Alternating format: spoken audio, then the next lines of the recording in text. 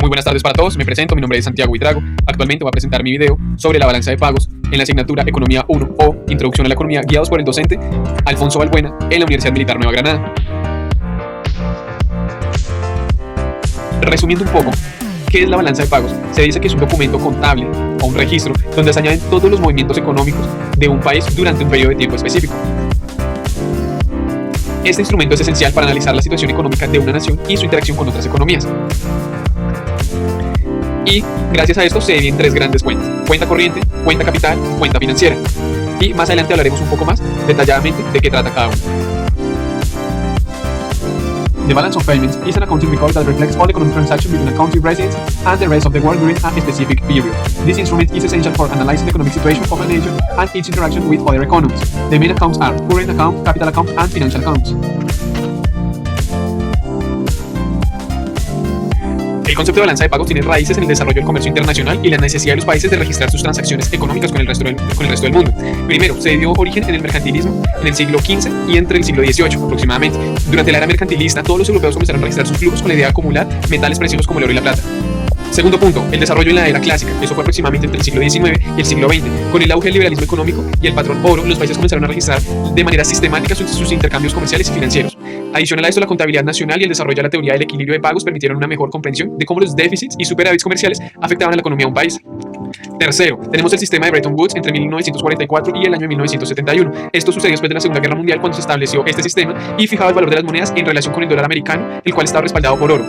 Este sistema permitió un mayor control sobre los flujos internacionales de capital y facilitó la creación de fondos internacionales como el Fondo Monetario Internacional. Y cuarto, tenemos el sistema monetario flexible y la globalización, que se dio aproximadamente desde 1971 y todavía se da en la actualidad. Eso fue con la caída del sistema de Bretton Woods, cuando las monedas comenzaron a fluctuar libremente, y eso afectó la dinámica de la balanza de pagos.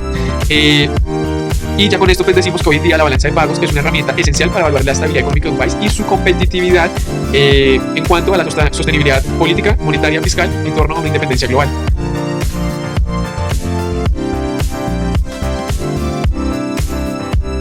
Comenzando con el desarrollo del tema, vamos a hablar primero de la cuenta corriente. Decimos que esta contabiliza los intercambios de bienes y servicios de un país con el resto del mundo, pero se divide en tres grandes ramas. Primero tenemos el mercado de la balanza de bienes y servicios. En esta se reflejan todas las importaciones de un país y se contabiliza toda compra y venta, como por ejemplo puede ser servicio de transporte, seguros, turismo, viajes, etcétera, etcétera. 2. Balanza de rentas primarias. Incluye todos los intereses y dividendos procedentes de inversiones o préstamos a otros países. Y tercero tenemos la balanza de rentas secundarias, como puede ser entregas de dinero con destino a otros países sin recibir nada a cambio. Adicional a esto, decimos que para tener nuestro saldo tenemos en cuenta dos factores: primero, ingresos, y segundo, pagos. Los ingresos, entrada de dinero, y los pagos pues serían salida de dinero. Y nuestra fórmula, la voy a bajar aquí en pantalla, sería ingresos menos pagos. Si los ingresos son mayores a los pagos, hay un superávit por cuenta corriente. Si por el contrario, los ingresos son menores a los pagos, hay un déficit por cuenta corriente. Ahora vamos a hablar de la cuenta capital. Decimos que esta es aquella que refleja todas las transferencias que se realizan para inversiones en otros países. Por ejemplo, las ayudas que hizo la Unión Europea para invertir en infraestructura.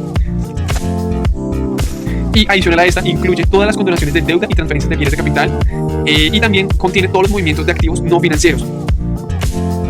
Y por último vamos a hablar de la cuenta financiera. Esta se activa básicamente cuando sale dinero del país más del dinero que entra. Es decir, que no siempre se tiene registro de esta cuenta.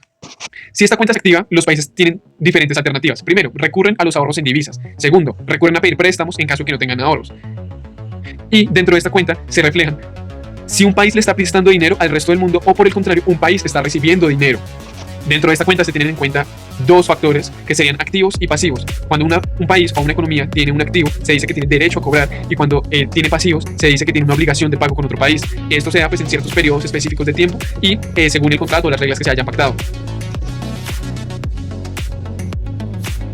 Para concluir, vamos a hablar acerca de tres grandes factores. Primero, hablamos de la evolución del entorno económico global. Gracias a la balanza de pagos podemos comprender la estabilidad económica de un país y su relación con el comercio internacional. Segundo, vamos a determinar el riesgo financiero. Con la balanza de pagos se puede determinar si un déficit o un superávit existe en una empresa o en general en una gran economía. Esto nos puede afectar el tipo de cambio, puede generar inflación o puede traer consigo aumento o disminución en las tasas de interés. Tercero, tenemos la identificación de oportunidades de negocio. Gracias a esto, una economía puede identificar mercados atractivos en los cuales pueden generar expansión a nivel interno. Y tenemos muchísimas más conclusiones, pero estas son las más importantes encontradas en esta investigación.